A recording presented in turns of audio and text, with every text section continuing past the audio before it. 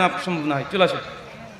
এখানে শুনতে পাবেন না, তাইলে আমাদের একটা বুজুর্গের কথা বলে ওটা কথাটা ঠিক মেনে নিলাম, ভুল হয়তো লেখক লেখা হয়েছে, কিন্তু ভালোর দিকে কিছু শোনান থেকে তার ফাজেল আমল ভাইজান বলেছেন, বিষয় ভালোর দিকে কিছু শোনেন। ভাইজান বলেছেন যে ফাজেলে আমলের একটা বিষয় আমি আলোচনা করেছি, এটা তো খারাপ দিক তিনি মেনে নিয়েছেন, কারণ ফাজেলে আমলের ভালো দিকটা তিনি শুনতে চাচ্ছেন। আচ্ছা, ফাজেল আমলে কি আছে? একটু দাঁড়ান, একটু দাঁড়ান, একটু দাঁড়ান, একটু দাঁড়ান। ফাজেল আমলে ভালো দিক কি আছে বলেন? কোরআন ভাষায় কথা আছে তো নাকি? আর আপনার যখন আপনার চোখে ঠেকে আছে, ভালোর দিকে কিছু চোখে ঠেকে নাই, সেটাই বলছি।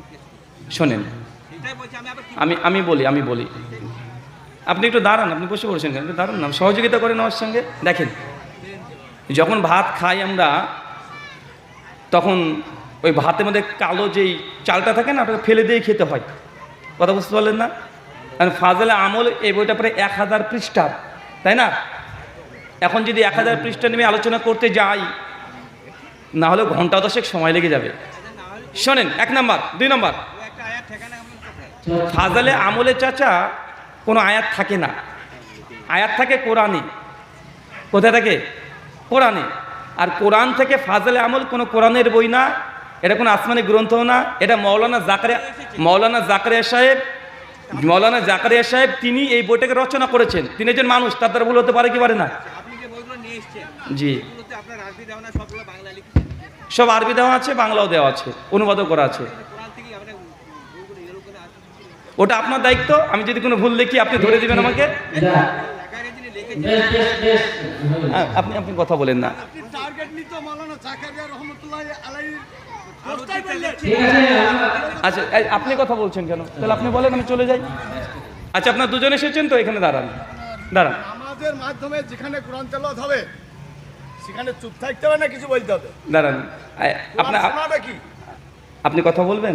আচ্ছা, ওনাকে মাইক দেন, ওনাকে মাইক দেন। আর আমি কথা বলতে চাই, শান্তভাবে কথা বলবেন, ধীরে ধীরে। সারা রাত যদি কথা বলতে, সারা রাত কথা বলবো। হ্যাঁ, তর্ক লাগছে এখানে। না, ঠিক আছে। আপনি পয়েন্ট দিচ্ছেন, তবে টার্গেট নিয়ে কথা বলতে হবে। আচ্ছা, আমি কারো টার্গেট নিয়ে কথা বলেছি? আমি তাবলীগের নাম নিয়েছি। আপনার বয়ান শুনে আমরা কিছু শিখব। কিছু শিখতে পেরেছেন তো চাচা? জানদাল আলেমের যদি দুর্নাম করেন, তাহলে আপনার কি করে সুনাম করব আমরা? আচ্ছা, শুনেন, এখন আপনি এদিকে রেগে যাচ্ছেন, দেখেন কেন? ফাজেল আমল না, মৌলানা জাকারিয়া কান্দালবির নাম নিয়েছিলাম না, এখন নিলাম। নাম তো আপনি প্রকাশ করে দিলেন। আমি তাবলীগ জামাতের নাম নিয়েছি। আপনার কথা বলেন না, আপনার কথা বলেন। চাচা আমার সঙ্গে কথা বলেন, এটা ধীরে ধীরে। চাচা আগে ঠান্ডা হন, একটু ধৈর্যশীল।